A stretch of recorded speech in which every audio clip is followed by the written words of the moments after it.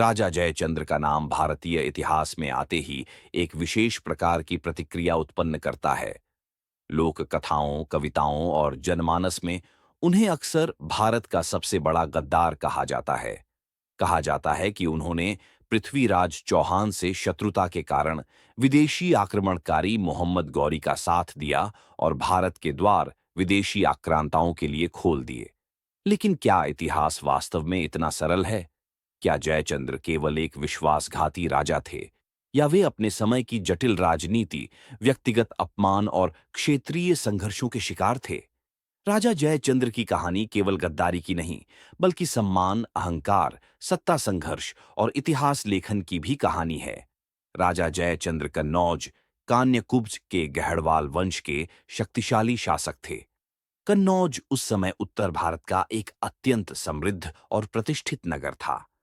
गंगा यमुना दोआब का यह क्षेत्र आर्थिक, सांस्कृतिक और राजनीतिक दृष्टि से अत्यंत महत्वपूर्ण माना जाता था। जिस प्रकार प्राचीन काल में पाटलिपुत्र और उज्जैन सत्ता के केंद्र रहे, उसी प्रकार मध्यकाल में कन्नौज उत्तर भारत की राजनीति का हृदय था। जयचंद्र केवल एक छोटे राज्य के राजा नहीं थे, बल्कि वे स्वयं को उत्तर भारत की राजनीति का स्वाभाविक नेतृत्वकर्ता मानते थे। जयचंद्र का शासनकाल 12वीं शताब्दी में माना जाता है, जब भारत अनेक छोटे छोटे राजपूत राज्यों में विभाजित था। उस समय भारत में कोई एकीकृत केंद्रीय सत्ता नहीं थी। चौहान, सोलंकी, परमार, चंदेल, गहड़वाल और अन्य राजपूत वंश आपस में शक्ति संतुलन बनाए रखने के लिए संघर्षरत थे। इन आपसी संघर्षों ने ही भारत को बाहरी आक्रमणों के प्रति कमजोर बना दिया था। जयचंद्र इसी विखंडित राजनीतिक वातावरण में एक अत्यंत महत्वाकांक्षी और आत्मसम्मानी शासक के रूप में उभरे। राजा जयचंद्र का व्यक्तित्व अत्यंत जटिल था। वे केवल एक योद्धा नहीं, बल्कि एक कुशल प्रशासक और संस्कृति के संरक्षक भी थे। उनके दरबार में विद्वान, कवि और आचार्य सम्मान पाते थे। जयचंद्र स्वयं भी धार्मिक प्रवृत्ति के थे और उन्होंने कई मंदिरों तथा धार्मिक संस्थानों को संरक्षण दिया। कन्नौज उनके शासनकाल में सांस्कृतिक गतिविधियों का प्रमुख केंद्र बना रहा। यह पक्ष अक्सर उस लोकप्रिय छवि में दब जाता है, जिसमें जयचंद्र को केवल एक खलनायक के रूप में प्रस्तुत किया जाता है। राजा जयचंद्र और पृथ्वीराज चौहान का संबंध भारतीय इतिहास का सबसे चर्चित और विवादास्पद अध्याय है। लोक कथाओं के अनुसार जयचंद्र की पुत्री संयोगिता अत्यंत रूपवती और गुणवान थी। जयचंद्र ने उसके स्वयंवर का आयोजन किया, जिसमें अनेक राजाओं को आमंत्रित किया गया, लेकिन पृथ्वीराज चौहान को जानबूझकर अपमानित किया गया। कहा जाता है कि स्वयंवर में पृथ्वीराज की मूर्ति द्वारपाल के रूप में स्थापित की गई थी, जिससे उनका अपमान हो। किंतु उसी स्वयंवर में संयोगिता ने पृथ्वीराज को वरमाला पहनाई और दोनों वहां से भाग गए। यह घटना जयचंद्र के लिए केवल पारिवारिक अपमान नहीं थी, बल्कि राजपूत मर्यादा और राजसी सम्मान पर गहरी चोट थी। इस घटना ने जयचंद्र के हृदय में पृथ्वीराज के प्रति तीव्र शत्रुता को जन्म दिया। राजपूत संस्कृति में सम्मान और अपमान का महत्व अत्यधिक था। किसी राजा की पुत्री का इस प्रकार अपहरण केवल व्यक्तिगत अपमान नहीं, बल्कि राजनीतिक कमजोरी का प्रतीक भी माना जाता था। जयचंद्र के लिए यह स्थिति असहनीय थी। यहीं से वह द्वेष जन्म लेता है, जिसे बाद में इतिहास ने गद्दारी का आधार बना दिया। मोहम्मद गौरी उस समय भारत पर आक्रमण की योजनाएं बना रहा था। उसने पहले भी भारत पर आक्रमण किए थे, लेकिन उसे निर्णायक सफलता नहीं मिली थी। पृथ्वीराज चौहान के साथ उसका संघर्ष प्रसिद्ध है।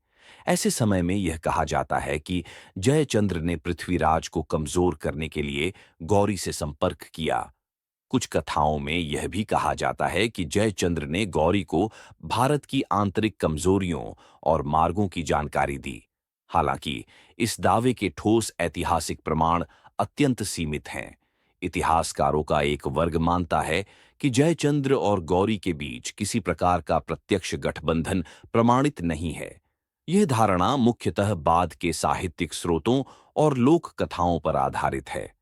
पृथ्वीराज रासो जैसे ग्रंथों में जयचंद्र को नकारात्मक रूप में चित्रित किया गया है, लेकिन आधुनिक इतिहासकार इन ग्रंथों को पूरी तरह ऐतिहासिक नहीं मानते। वे इन्हें काव्यात्मक और नाटकीय रचनाएं मानते हैं, जिनका उद्देश्य नायक को महिमा मंडित करना और खलनायक को बदनाम करना था। इसके बावजूद यह भी सत्य है कि जब 1192 ईस्वी में तराइन का दूसरा युद्ध हुआ, तब पृथ्वीराज चौहान को अन्य राजपूत शासकों से अपेक्षित समर्थन नहीं मिला। जयचंद्र जैसे शक्तिशाली राजा का तटस्थ रहना या सक्रिय सहयोग न करना पृथ्वीराज की पराजय का एक बड़ा कारण माना जाता है।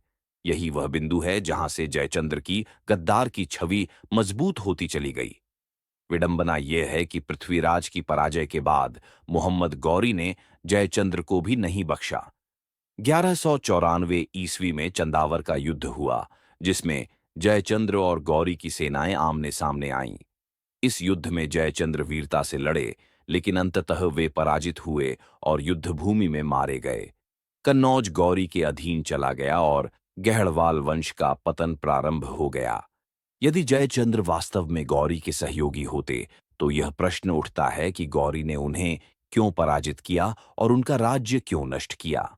यह तथ्य जयचंद्र की छवि पर एक नया प्रश्न चिन्ह लगाता है। क्या वे वास्तव में गद्दार थे, या वे केवल एक ऐसे राजा थे जिन्होंने व्यक्तिगत शत्रुता में राष्ट्रीय एकता के महत्व को नहीं समझा? क्या उन्हें अपने निर्णयों के दूरगामी परिणामों का अनुमान नहीं था, या वे परिस्थितियों से विवश थे? जयचंद्र की कहानी हमें यह सिखाती है कि इतिहास केवल काले और सफेद रंगों में नहीं लिखा जा सकता। किसी व्यक्ति को पूर्णतः नायक या पूर्णतः खलनायक घोषित करना अक्सर वास्तविकता को सरल बना देना होता है। जयचंद्र के निर्णय निस्संदेह भारत के लिए घातक सिद्ध हुए, लेकिन यह भी उतना ही सत्य है कि वे अपने समय की राजनीति, राजपूत अहंकार और व्यक्तिगत अपमान के जाल में फंसे हुए थे। राजा जयचंद्र का सबसे बड़ा अपराध शायद यह था कि वे अपने व्यक्तिगत द्वेष से ऊपर उठकर एक बड़े खतरे को नहीं देख सके। उन्होंने यह नहीं समझा कि विदेशी आक्रमणकारी किसी एक राजा का शत्रु नहीं, बल्कि पूरी सभ्यता के लिए खतरा होते हैं। यही भूल आगे चलकर भारत के लिए सदियों की गुलामी का कारण बनी। फिर भी जयचंद्र को केवल भारत का गद्दार कहकर खारिज कर देना भी इतिहास के साथ अन्याय होगा। वे एक सक्षम शासक थे, जिन्होंने अपने राज्य के लिए बहुत कुछ किया। उनकी मृत्यु युद्ध भूमि में हुई, जो यह दर्शाती है कि वे कायर नहीं थे। वे अंत तक लड़े, भले ही उनके निर्णय गलत साबित हुए हों। आज जब हम राजा जयचंद्र को देखते हैं, तो हमें उन्हें केवल दोष देने के बजाय उनसे सीख भी लेनी चाहिए। उनकी कहानी हमें यह सिखाती है कि जब राष्ट्र या सभ्यता पर संकट हो, तब व्यक्तिगत अहंकार, पारिवारिक अपमान और क्षेत्रीय राजनीति को पीछे छोड़ना आवश्यक होता है। जयचंद्र का पतन केवल एक राजा का पतन नहीं था, बल्कि वह उस विखंडन का प्रतीक था जिसने भारत को कमजोर बना दिया। अंततः राजा जयचंद्र इतिहास के उन पात्रों में से हैं जिनके बिना भारतीय मध्यकालीन इतिहास की कथा अधूरी है। वे न पूर्णतः खलनायक थे, न पूर्णतः नायक। वे एक ऐसे शासक थे जिनकी गलतियों ने इतिहास की धारा को बदल दिया। यही कारण है कि उनका नाम आज भी विवाद, बहस और आत्ममंथन का विषय बना हुआ है। भारतीय इतिहास में कुछ नाम ऐसे हैं जो केवल व्यक्तियों का परिचय नहीं होते, बल्कि वे पूरे युग की विफलताओं, गलत निर्णयों और दूरगामी परिणामों का प्रतीक बन जाते हैं। मीर जाफर का नाम भी ऐसा ही है। जब भी भारत में विश्वासघात, सत्ता लालसा और विदेशी शासन की नींव की चर्चा होती है, मीर जाफर का नाम सबसे पहले लिया जाता है। उन्हें प्रायः भारत का सबसे बड़ा गद्दार कहा जाता है। लेकिन क्या मीर जाफर की कहानी केवल गद्दारी की कहानी है, या वह उस दौर की राजनीति, दरबारी षड्यंत्रों और ब्रिटिश चालों का परिणाम थी? मीर जाफर का जीवन केवल एक व्यक्ति की नैतिक विफलता नहीं, बल्कि पूरे एक तंत्र की कमजोरी का आईना है। मीर जाफर अली खान बंगाल के नवाब सिराजुद्दौला के सेनापति थे। 18वीं शताब्दी के मध्य में बंगाल भारत का सबसे समृद्ध प्रांत था।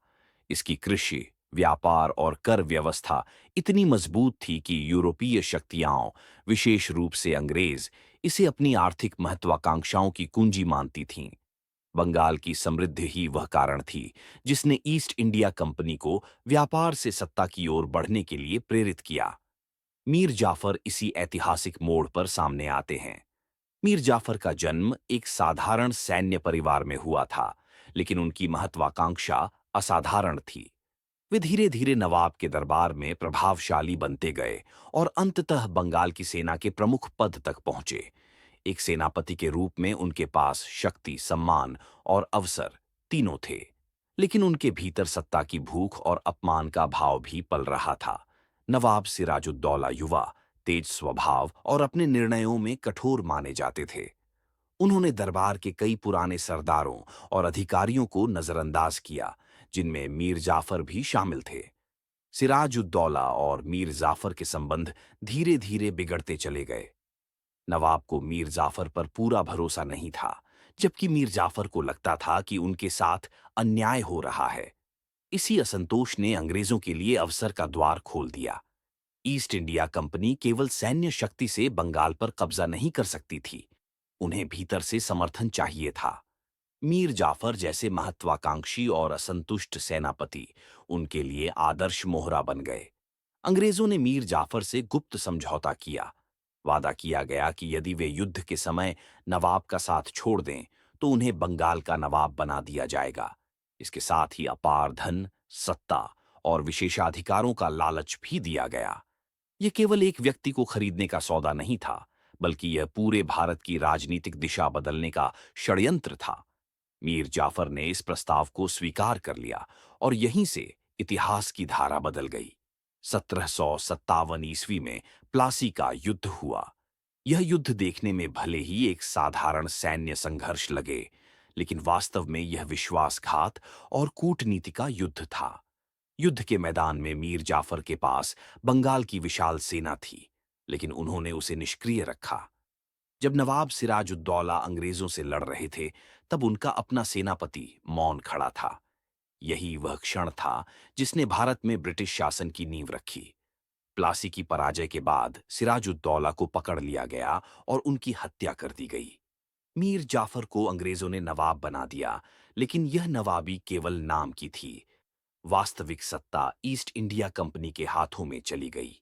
बंगाल की दौलत अंग्रेजों के खजाने में जाने लगी और मीर जाफर एक कठपुतली शासक बनकर रह गए। उन्होंने जिस सत्ता के लिए विश्वासघात किया था, वह सत्ता वास्तव में कभी उनके हाथ में थी ही नहीं। मीर जाफर का शासनकाल अपमान और असहायता से भरा हुआ था। अंग्रेजों की मांगें लगातार बढ़ती गईं। उन्हें भारी धनराशि, व्यापारिक विशेषाधिकार और राजनीतिक हस्तक्षेप सहना पड़ा। जब मीर जाफर इन मांगों को पूरा करने में असमर्थ हुए, तो अंग्रेजों ने उन्हें हटाकर उनके दामाद मीर कासिम को नवाब बना दिया। यह घटना स्पष्ट कर देती है कि अंग्रेजों के लिए मीर जाफर केवल एक साधन थे, कोई साझेदार नहीं। विडंबना यह है कि जब मीर कासिम ने अंग्रेजों की मनमानी का विरोध किया, तो अंग्रेजों ने फिर से मीर जाफर को सत्ता में बैठा दिया। इस बार मीर जाफर पहले से भी अधिक कमजोर और अपमानित स्थिति में थे। उनका दूसरा शासनकाल पूरी तरह अंग्रेजों की कठपुतली के रूप में बीता। वे न तो स्वतंत्र निर्णय ले सकते थे और न ही अपने राज्य की रक्षा कर सकते थे। मीर जाफर का अंत अत्यंत दुखद था। उन्होंने जिस सत्ता के लिए अपने नवाब, अपने राज्य और अपने स्वाभिमान को त्याग दिया था, वही सत्ता उनके लिए बोझ बन गई। वे इतिहास में अपमान के प्रतीक बन गए। उनकी मृत्यु के बाद भी उनका नाम विश्वासघात का पर्याय बन गया। आज भी मीर जाफर शब्द का प्रयोग गद्दारी के लिए किया जाता है, लेकिन इतिहास का निष्पक्ष अध्ययन हमें यह भी सिखाता है कि मीर जाफर अकेले दोषी नहीं थे। उस समय भारतीय दरबारों में षड्यंत्र, सत्ता संघर्ष और आपसी अविश्वास आम बात थी। यदि मीर जाफर न होते, तो अंग्रेज किसी और को खोज लेते। असली समस्या यह थी कि भारतीय शासक एकजुट नहीं थे और उन्होंने विदेशी खतरे को समय रहते नहीं पहचाना। फिर भी यह तथ्य मीर जाफर की जिम्मेदारी को कम नहीं करता। उनके एक निर्णय ने भारत को लगभग 200 वर्षों की गुलामी की ओर धकेल दिया। बंगाल की लूट, भारत की आर्थिक तबाही और औपनिवेशिक शोषण, इन सब की शुरुआत प्लासी के युद्ध से हुई और उस युद्ध का निर्णायक कारण मीर जाफर का विश्वासघात था। मीर जाफर की कहानी हमें यह सिखाती है कि व्यक्तिगत महत्वाकांक्षा जब राष्ट्रहित से ऊपर रखी जाती है, तो तो उसके परिणाम केवल एक व्यक्ति तक सीमित नहीं रहते। उनके निर्णय ने न केवल उनके अपने सम्मान को नष्ट किया, बल्कि एक पूरे देश के भविष्य को अंधकार में धकेल दिया। आज जब हम मीर जाफर को याद करते हैं, तो हमें केवल उन्हें कोसने से आगे बढ़कर यह समझना चाहिए कि इतिहास में ऐसी गलतियां क्यों होती हैं। सत्ता की लालसा, आंतरिक फूट और दूरदर्शिता की कमी, ये वे तत्व हैं जो किसी भी सभ्यता को कमजोर कर सकते हैं। मीर जाफर इसी कमजोरी का प्रतीक है। अंततः मीर जाफर न तो महान नायक थे और न ही केवल एक साधारण खलनायक। वे एक ऐसे व्यक्ति थे जिन्होंने गलत समय पर गलत निर्णय लिया, और उस निर्णय की कीमत भारत ने सदियों तक चुकाई। यही कारण है कि इतिहास में उनका नाम एक चेतावनी के रूप में दर्ज है कि जब राष्ट्र के भाग्य का प्रश्न हो, तब व्यक्तिगत स्वार्थ सबसे बड़ा शत्रु बन जाता है। भारतीय इतिहास में कुछ नाम ऐसे हैं जो केवल किसी व्यक्ति की पहचान नहीं रहते, बल्कि वे पूरे युग के पतन, षड्यंत्र और दुर्भाग्य का प्रतीक बन जाते हैं। मीर सादिक भी ऐसा ही एक नाम है। जब भी टीपू सुल्तान, मैसूर की वीरता और अंग्रेजों के विरुद्ध संघर्ष की चर्चा होती है, तब मीर सादिक का नाम एक काले अध्याय की तरह उभरकर सामने आता है। उन्हें आम तौर पर टीपू सुल्तान का विश्वासघाती मंत्री कहा जाता है। लोकमान्यता में मीर सादिक वह व्यक्ति हैं जिनकी गद्दारी ने न केवल एक महान शासक की जान ली, बल्कि दक्षिण भारत की स्वतंत्र सत्ता को भी समाप्त कर दिया। मीर सादिक का नाम सुनते ही लोगों के मन में क्रोध, घृणा और पीड़ा की भावना जाग उठती है। कहा जाता है कि उन्होंने अंग्रेजों से मिलकर टीपू सुल्तान की योजनाओं को विफल किया, युद्ध के समय सेना को भ्रमित किया और अंततः श्रीरंगपट्टनम के पतन में निर्णायक भूमिका निभाई। लेकिन मीर सादिक की कहानी केवल एक व्यक्ति की गद्दारी नहीं है। ये कहानी है दरबारी राजनीति, सत्ता की भूख, औपनिवेशिक षड्यंत्र और आंतरिक फूट की। मीर सादिक मैसूर दरबार में एक उच्च पद पर आसीन अधिकारी थे। वे प्रशासनिक मामलों में निपुण माने जाते थे और धीरे धीरे टीपू सुल्तान के विश्वास पात्र बन गए। टीपू सुल्तान स्वयं एक दूरदर्शी, साहसी और सुधारक शासक थे। वे अंग्रेजों को भारत के लिए सबसे बड़ा खतरा मानते थे और उनके विरुद्ध निरंतर संघर्ष कर रहे थे। टीपू ने न केवल सैन्य मोर्चे पर अंग्रेजों को चुनौती दी, बल्कि आर्थिक और कूटनीतिक स्तर पर भी उन्हें कमजोर करने का प्रयास किया। ऐसे समय में दरबार के भीतर विश्वासघात सबसे बड़ा खतरा था। टीपू सुल्तान का शासनकाल संघर्षों से भरा हुआ था। उन्हें मराठों, निजाम और अंग्रेजों तीनों से एक साथ जूझना पड़ा। अंग्रेज जानते थे कि टीपू को सीधे युद्ध में हराना आसान नहीं है, इसलिए उन्होंने वही नीति अपनाई जो वे भारत के अन्य भागों में अपनाते आए थे: फूट डालो और राज करो। इस नीति के लिए उन्हें दरबार के भीतर ऐसे लोगों की आवश्यकता थी जो लालच, भय या महत्वाकांक्षा के कारण अपने ही शासक के विरुद्ध खड़े हो जाएं। मीर सादिक इसी रणनीति का सबसे सफल शिकार बने। ऐसा माना जाता है कि मीर सादिक अंग्रेजों के संपर्क में आए और उन्होंने टीपू सुल्तान की योजनाओं की गोपनीय जानकारी अंग्रेजों तक पहुंचानी शुरू कर दी। बदले में उन्हें सत्ता, धन और भविष्य में ऊंचे पदों का लालच दिया गया। मीर सादिक जैसे दरबारी के लिए यह प्रस्ताव आकर्षक था, क्योंकि दरबार में शक्ति संघर्ष चल रहा था और कई अधिकारी टीपू की कठोर नीतियों से असंतुष्ट थे। 1799 ईस्वी में जब अंग्रेजों ने श्रीरंगपट्टनम पर अंतिम आक्रमण किया, तब यह युद्ध केवल बाहरी शत्रु के विरुद्ध नहीं था, बल्कि यह आंतरिक विश्वासघात का भी युद्ध था। कहा जाता है कि मीर सादिक ने जानबूझकर किले की सुरक्षा व्यवस्था को कमजोर किया, सैनिकों को गलत आदेश दिए और महत्वपूर्ण समय पर सहायता रोक दी। कुछ कथाओं में यह भी कहा जाता है कि उन्होंने किले के द्वार खुलवाने में अंग्रेजों की मदद की। जब टीपू सुल्तान अंतिम युद्ध लड़ रहे थे, तब उनके कई सैनिक भ्रम की स्थिति में थे। आदेश स्पष्ट नहीं थे, रसद की व्यवस्था बिगड़ चुकी थी और समन्वय की भारी कमी थी। यही वह स्थिति थी जिसका अंग्रेजों ने पूरा लाभ उठाया। अंततः टीपू सुल्तान वीरगति को प्राप्त हुए। उनके साथ ही मैसूर की स्वतंत्र सत्ता भी समाप्त हो गई। टीपू सुल्तान की मृत्यु के बाद मीर सादिक का नाम खुलकर सामने आया। जनता में उनके प्रति जबरदस्त आक्रोश फैल गया। लोक कथाओं के अनुसार मैसूर की जनता ने उन्हें घेर लिया और क्रोधित भीड़ ने उनका अंत कर दिया। यह घटना चाहे जिस रूप में हुई हो, लेकिन यह निश्चित है कि मीर सादिक इतिहास में घृणा और विश्वासघात के प्रतीक बन गए। मीर सादिक की गद्दारी का प्रभाव केवल मैसूर तक सीमित नहीं रहा। टीपू सुल्तान अंग्रेजों के विरुद्ध भारत के सबसे मजबूत प्रतिरोधों में से एक थे। उनकी मृत्यु के बाद दक्षिण भारत में अंग्रेजों का प्रभाव तेजी से बढ़ा। मैसूर एक कठपुतली राज्य बन गया और धीरे धीरे पूरा भारत अंग्रेजी शासन के अधीन चला गया। इस दृष्टि से मीर सादिक का विश्वासघात भारत की स्वतंत्रता के इतिहास में एक निर्णायक मोड़ माना जाता है। हालांकि आधुनिक इतिहासकार मीर सादिक की भूमिका पर भी प्रश्न उठाते हैं। कुछ विद्वानों का मानना है कि मीर सादिक को पूरी तरह दोषी ठहराना एकांगी दृष्टिकोण है। वे कहते हैं कि टीपू सुल्तान पहले से ही कई मोर्चों पर घिरे हुए थे और अंग्रेजों की सैन्य शक्ति अत्यंत संगठित थी। ऐसे में श्रीरंगपट्टनम का पतन केवल एक व्यक्ति की गद्दारी का परिणाम नहीं था, बल्कि व्यापक राजनीतिक और सैन्य परिस्थितियों का नतीजा था। फिर भी यह तर्क मीर सादिक की नैतिक जिम्मेदारी को समाप्त नहीं करता। यदि उन्होंने वास्तव में अंग्रेजों को गुप्त सूचनाएं दी और युद्ध के समय सहयोग किया, तो यह एक गंभीर विश्वासघात था।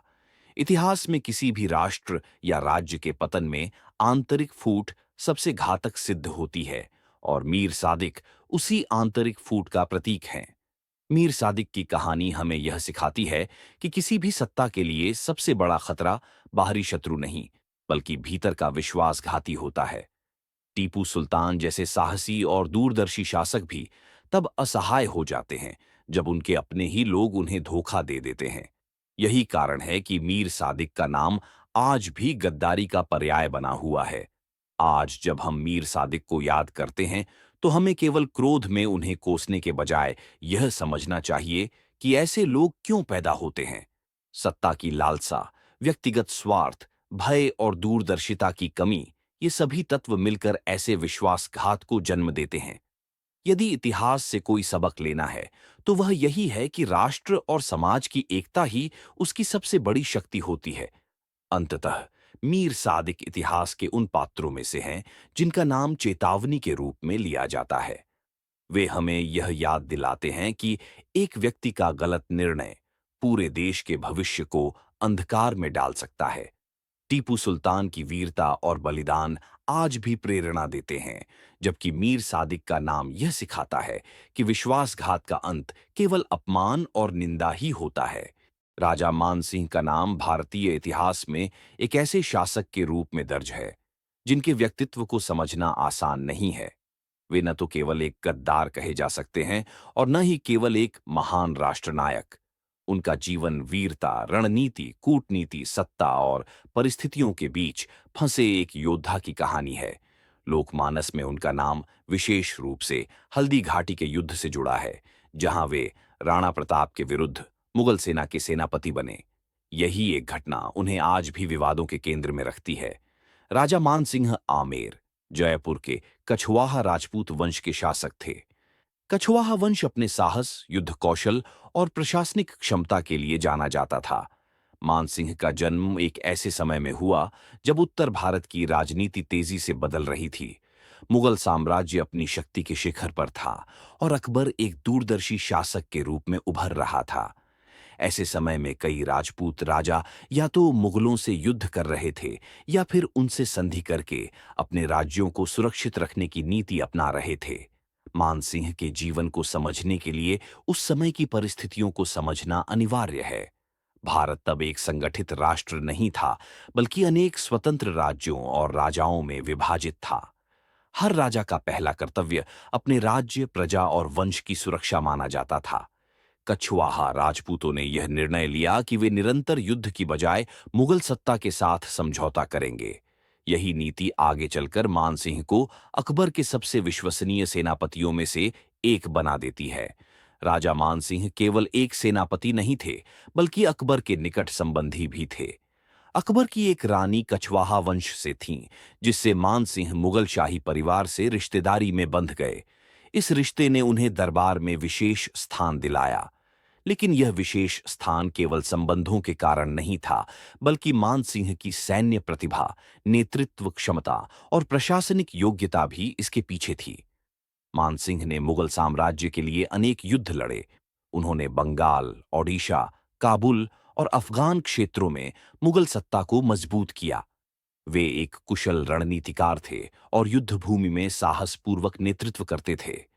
अकबर ने उन्हें उच्च मनसब दिए और महत्वपूर्ण अभियानों की जिम्मेदारी सौंपी। इतिहास यह मानता है कि अकबर अपने जिन सेनापतियों पर सबसे अधिक भरोसा करते थे, उनमें राजा मानसिंह का नाम प्रमुख था। लेकिन राजा मानसिंह के जीवन का सबसे विवादास्पद अध्याय हल्दी घाटी का युद्ध है। यह युद्ध केवल दो सेनाओं के बीच का संघर्ष नहीं था, बल्कि यह दो विचारधाराओं का टकराव था।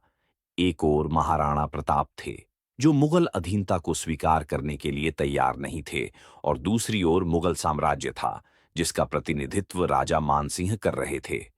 यह तथ्य आज भी लोगों के मन में प्रश्न उठाता है कि एक राजपूत राजा ने दूसरे राजपूत राजा के विरुद्ध युद्ध क्यों किया। 1576 ईस्वी में हल्दी घाटी का युद्ध हुआ।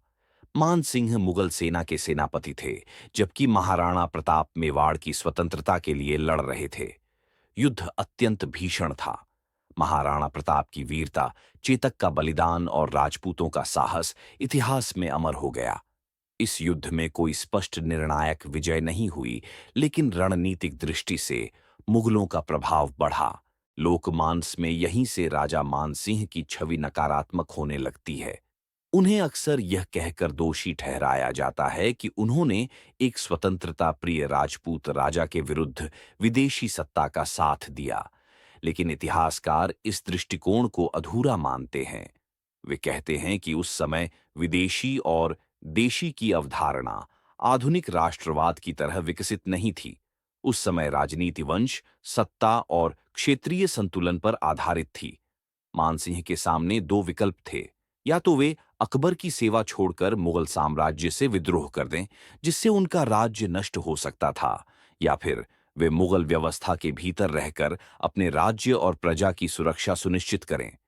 उन्होंने दूसरा मार्ग चुना। यह निर्णय नैतिक रूप से विवादास्पद हो सकता है, लेकिन राजनीतिक दृष्टि से उस समय के लिए व्यावहारिक था। यह भी महत्वपूर्ण है कि राजा मानसिंह ने कभी महाराणा प्रताप का व्यक्तिगत अपमान नहीं किया। कुछ ऐतिहासिक विवरणों के अनुसार वे स्वयं प्रताप की वीरता से प्रभावित थे। हल्दी घाटी के युद्ध के बाद भी मुगलों को मेवाड़ पर पूर्ण नियंत्रण कभी नहीं मिला।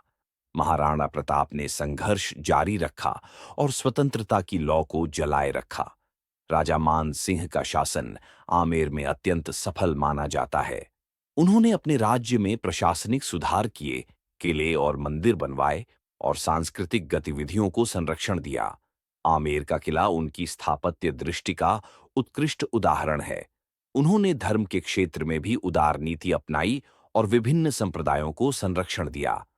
मानसिंह का जीवन यह दर्शाता है कि वे केवल मुगल दरबार के सेवक नहीं थे, बल्कि अपने राज्य के हितों को प्राथमिकता देने वाले शासक थे।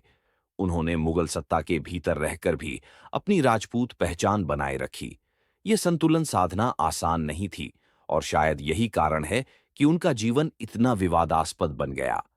राजा मानसिंह की आलोचना करना आसान है, लेकिन उनके समय की परिस्थितियों को नजरअंदाज करना ऐतिहासिक अन्याय होगा। यदि वे अकबर का साथ न देते, तो संभव है कि आमेर का अस्तित्व ही समाप्त हो जाता। दूसरी ओर, यदि सभी राजपूत राजा महाराणा प्रताप की तरह संघर्ष करते, तो इतिहास शायद अलग होता। लेकिन इतिहास यदि और काश पर नहीं, बल्कि वास्तविक निर्णयों पर चलता है। अंततः राजा मानसिंह न तो पूर्ण गद्दार थे और न ही पूर्ण नायक। वे एक यथार्थवादी शासक थे, जिन्होंने अपने समय की राजनीति में सबसे व्यावहारिक मार्ग चुना। उनकी कहानी हमें यह सिखाती है कि इतिहास के पात्रों को आधुनिक नैतिकता के चश्मे से देखना हमेशा उचित नहीं होता। हर निर्णय अपने समय, परिस्थितियों और सीमाओं से बंधा होता है। आज राजा मानसिंह को समझने का अर्थ है उस युग को समझना, जहां सत्ता, अस्तित्व और सम्मान के बीच निरंतर संघर्ष चलता रहता था। वे इतिहास के उन पात्रों में से हैं जिनकी भूमिका पर बहस होती रहेगी, और शायद यही उन्हें इतिहास में जीवित रखे हुए है। दौलतराव सिंधिया का नाम भारतीय इतिहास में एक ऐसे शासक के रूप में दर्ज है जिनके निर्णयों ने मराठा साम्राज्य की दिशा बदल दी। कुछ लोग उन्हें अवसरवादी कहते हैं, कुछ उन्हें परिस्थितियों का शिकार मानते हैं और कुछ उन्हें मराठा शक्ति के पतन का जिम्मेदार ठहराते हैं। सच यह है कि दौलतराव सिंधिया की कहानी केवल गद्दारी या नाकामी की कहानी नहीं है, बल्कि यह एक ऐसे युग की कहानी है जब भारत की पारंपरिक शक्तियां यूरोपीय कूटनीति और आधुनिक युद्ध नीति के सामने भ्रमित हो गई थीं। दौलतराव सिंधिया ग्वालियर के सिंधिया वंश के शासक थे। सिंधिया वंश मराठा साम्राज्य का एक प्रमुख स्तंभ था। महादजी सिंधिया के नेतृत्व में इस वंश ने उत्तर भारत में मराठा शक्ति को स्थापित किया था। महादजी सिंधिया ने मुगल बादशाह को संरक्षण देकर दिल्ली की राजनीति को नियंत्रित किया और अंग्रेजों को लंबे समय तक उत्तर भारत से दूर रखा। लेकिन उनके निधन के बाद मराठा राजनीति में एक बड़ा शून्य उत्पन्न हो गया, जिसे दौलतराव सिंधिया को भरना था। दौलतराव सिंधिया युवावस्था में ही सत्ता में आए। वे साहसी थे, लेकिन अनुभवहीन भी। उन्हें एक ऐसा साम्राज्य विरासत में मिला जो बाहर से शक्तिशाली दिखता था, लेकिन भीतर से अनेक गुटों और स्वार्थों में बटा हुआ था। मराठा संघ एक ढीला ढाला ढांचा था, जहां पेशवा, होलकर, भोंसले और सिंधिया सभी अपने अपने हितों को सर्वोपरि रखते थे। इस आंतरिक प्रतिस्पर्धा ने मराठा शक्ति को कमजोर कर दिया। दौलतराव सिंधिया की सबसे बड़ी समस्या यह थी कि वे महादजी सिंधिया जैसी दूरदर्शिता और कूटनीतिक क्षमता नहीं रख पाए। उन्होंने यूरोपीय शैली की सेना खड़ी की, जिसमें फ्रांसीसी अधिकारियों की महत्वपूर्ण भूमिका थी। ये सेना तकनीकी रूप से सक्षम थी और उसने कुछ समय तक अंग्रेजों को चुनौती भी दी। लेकिन इस सेना पर अत्यधिक निर्भरता और भारतीय सैन्य परंपराओं से दूरी आगे चलकर उनके लिए समस्या बन गई। अंग्रेज इस स्थिति को भली भांति समझ चुके थे। वे जानते थे कि मराठा संघ को सीधे युद्ध में हराना कठिन है, लेकिन उसे आंतरिक मतभेदों के माध्यम से कमजोर किया जा सकता है। दौलतराव सिंधिया और पेशवा बाजीराव द्वितीय के बीच संबंध पहले से ही तनावपूर्ण थे। होलकर और सिंधिया के बीच भी सत्ता संघर्ष चल रहा था। अंग्रेजों ने इन मतभेदों को भड़काया और धीरे धीरे मराठा राजनीति में हस्तक्षेप बढ़ाया। 1802 ईस्वी में पेशवा बाजीराव द्वितीय ने अंग्रेजों से बसीन की संधि कर ली। यह संधि मराठा स्वाधीनता के लिए एक बड़ा आघात थी। इस संधि के तहत पेशवा ने अंग्रेजों की अधीनता स्वीकार कर ली और उनकी सेना को अपने क्षेत्र में रहने की अनुमति दे दी। दौलतराव सिंधिया इस संधि के विरोधी थे, लेकिन वे इसे रोकने में असफल रहे। यही वह क्षण था जब मराठा शक्ति की नींव हिलने लगी। इसके बाद अंग्रेजों और दौलतराव सिंधिया के बीच युद्ध हुआ। 1803 ईस्वी में द्वितीय आंग्ल मराठा युद्ध के दौरान सिंधिया की सेनाओं को कई मोर्चों पर पराजय मिली। दिल्ली, आगरा और अन्य महत्वपूर्ण क्षेत्र अंग्रेजों के हाथ चले गए। इस पराजय का सबसे बड़ा कारण मराठा गुटों की आपसी असहयोग और अंग्रेजों की संगठित सैन्य रणनीति थी। दौलतराव सिंधिया ने अंततः अंग्रेजों से संधि कर ली। इस संधि के तहत उन्हें अपने कई क्षेत्र छोड़ने पड़े और अंग्रेजों की सर्वोच्चता स्वीकार करनी पड़ी। यहीं से उन्हें अंग्रेजों का सहयोगी या मराठा हितों से समझौता करने वाला शासक कहा जाने लगा। लेकिन यह निर्णय केवल व्यक्तिगत स्वार्थ का परिणाम नहीं था। उनके सामने या तो पूर्ण विनाश का मार्ग था या सीमित सत्ता को बचाने का। उन्होंने दूसरा मार्ग चुना। दौलतराव सिंधिया के आलोचक कहते हैं कि यदि वे दृढ़ता से अंग्रेजों का विरोध करते और मराठा गुटों को एकजुट करते तो इतिहास अलग हो सकता था। लेकिन समर्थक यह तर्क देते हैं कि उस समय मराठा संघ पहले ही टूट चुका था और अंग्रेजों की सैन्य तथा आर्थिक शक्ति अत्यधिक बढ़ चुकी थी। ऐसे में दौलतराव के पास बहुत कम विकल्प बचे थे। दौलतराव सिंधिया का व्यक्तिगत जीवन भी संघर्षों से भरा रहा। वे मानसिक रूप से अस्थिर बताए जाते हैं और कई बार निर्णय लेने में हिचकिचाहट दिखाते थे। उनकी पत्नी बैजाबाई सिंधिया एक मजबूत और प्रभावशाली व्यक्तित्व थीं, जिन्होंने कई बार शासन की बागडोर संभाली। यह तथ्य भी दर्शाता है कि दौलतराव का शासनकाल आंतरिक कमजोरियों से ग्रस्त था। दौलतराव सिंधिया की सबसे बड़ी विफलता यह मानी जाती है कि वे मराठा संघ को एकजुट नहीं रख सके। मराठा शक्ति, जो कभी दिल्ली से लेकर दक्षिण तक फैली हुई थी, धीरे धीरे अंग्रेजों की अधीनता में जाती चली गई। दौलतराव की नीतियों ने इस प्रक्रिया को तेज कर दिया, भले ही उनका उद्देश्य अपने राज्य को बचाना रहा हो। यह कहना भी अनुचित नहीं होगा कि दौलतराव सिंधिया उस पीढ़ी के शासक थे जो एक पुराने सामंती ढांचे और एक नए औपनिवेशिक युग के बीच फंस गए थे। वे न तो पूरी तरह पुराने तरीकों से लड़ पाए और न ही नए युग की चालों को समय रहते समझ सके। अंग्रेजों की कूटनीति, आर्थिक शक्ति और आधुनिक सेना के सामने मराठा रणनीति कमजोर पड़ गई। आज जब हम दौलतराव सिंधिया को देखते हैं, तो हमें उन्हें केवल दोष देने के बजाय उस युग की सीमाओं को भी समझना चाहिए। वे न तो मीर जाफर की तरह प्रत्यक्ष विश्वासघाती थे और न ही महाराणा प्रताप जैसे अडिग प्रतिरोधक। वे एक ऐसे शासक थे जिन्होंने परिस्थितियों के दबाव में समझौते का मार्ग चुना। अंततः दौलतराव सिंधिया का नाम इतिहास में एक चेतावनी के रूप में दर्ज है कि जब आंतरिक एकता टूट जाती है, तब सबसे शक्तिशाली साम्राज्य भी बाहरी शक्तियों के सामने टिक नहीं पाते। उनकी कहानी मराठा साम्राज्य के पतन की कहानी है और साथ ही उस संक्रमणकाल की कहानी भी, जहां भारत धीरे धीरे औपनिवेशिक शासन की ओर बढ़ रहा था। दौलतराव सिंधिया को समझना केवल एक व्यक्ति को समझना नहीं है, बल्कि उस पूरे दौर को समझना है जब भारत की पारंपरिक शक्तियां आधुनिक साम्राज्यवाद के सामने आत्मसंघर्ष कर रही थीं। यही कारण है कि उनका जीवन आज भी बहस, विश्लेषण और आत्ममंथन का विषय बना हुआ है।